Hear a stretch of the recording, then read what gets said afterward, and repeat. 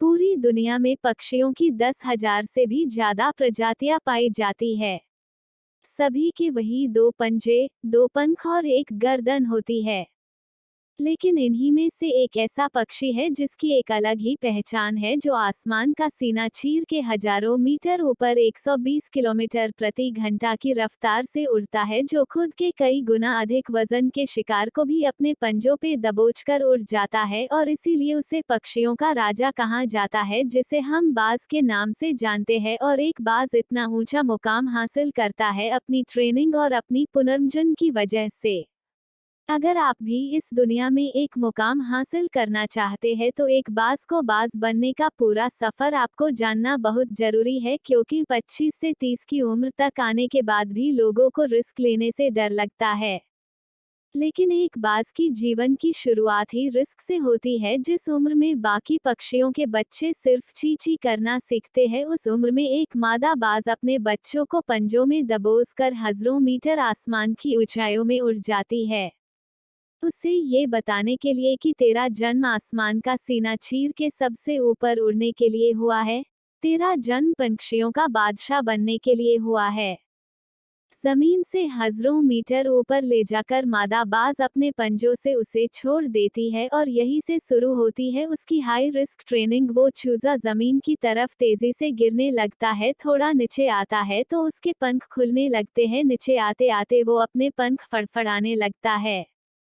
लेकिन वो अभी तक उड़ना नहीं सीखा है, वो जमीन से कुछ ही ऊपर होता है। ऐसा लगता है कि कुछ ही सेकंड में उसका जीवन समाप्त हो जाएगा, लेकिन अचानक एक पंजा उसे अपने गिरफ्त में लेता है और वापस आसमान में उड़ जाता है। वो पंजा होता है उसकी माँ का, जो उसके पीछे उड़ रही थी। उसकी ये ट्रेनिंग तब तक चलती रहती है जब तक वो उड़ना नहीं सीख जाता है। इतनी हाई रिस्क ट्रेनिंग होने के बाद इस दुनिया को एक बाज मिलता है बारिश के वक्त, जब सारे पक्षी आश्रय की तलाश करते हैं। तब यही बाज उसी बारिश में आसमान को चीरते हुए ऊपर निकल जाता है और बदल से कहता है, तू बर्श ले, कितना बरसेगा, और फिर नीचे आकर चैलेंज करता है। एक बाज की उम्र लगभग 70 साल होती है। जब वह 40 साल का होता है तब एक परेशानी उसकी जिंदगी में मौत बनकर आती है, जो आपकी परेशानियों की तुलना में बहुत बड़ी होती है, क्योंकि 40 साल की उम्र में बाज की चोंच इतनी मुड़ जाती है कि उसे शिकार निगलने में बहुत परेशानी होती है। उसके पंख भारी हो जाते हैं, छाती से चिपकने लगते हैं, जिससे उड़ना बहुत मुश्किल हो जाता है। उसके पंजे लंबे और लचीले हो जाते हैं, जिससे वो शिकार को सही से नहीं पकड़ पाता।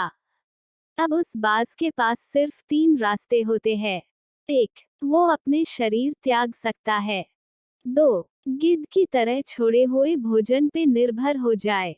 और 3. सबसे कठिन और पीड़ादायक रास्ता अपने आप को पुनः स्थापित का, फिर से आसमान का सीना चीर कर उड़ने का। और वो इसी तीसरे रास्ते को चुनता है और अपने पास के सबसे ऊंची चोटी पे पहुंच जाता है।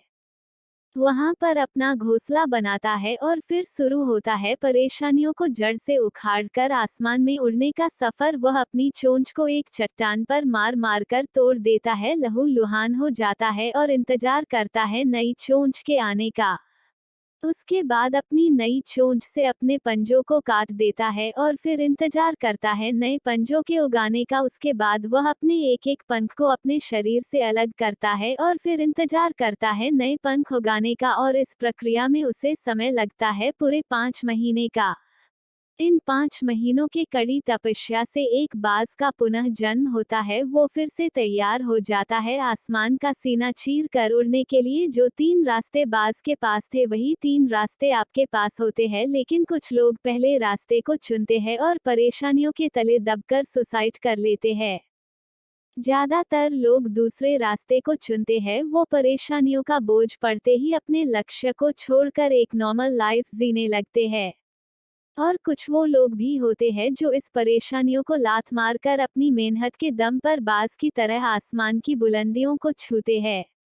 दोस्तों, बाज की यह ट्रेनिंग हमें बहुत बड़ी सीख देती है कि अगर रिस्क लेना पड़े तो लो, कि अपने फील्ड में अपने आप को इतना ट्रेंड कर लो कि उस फील्ड में आपसे ऊपर उड़ने के बारे में सोचकर लोगों के पसीने छूट जाए, तभी आप अपने फील्ड के बादशाह कहलाओगे।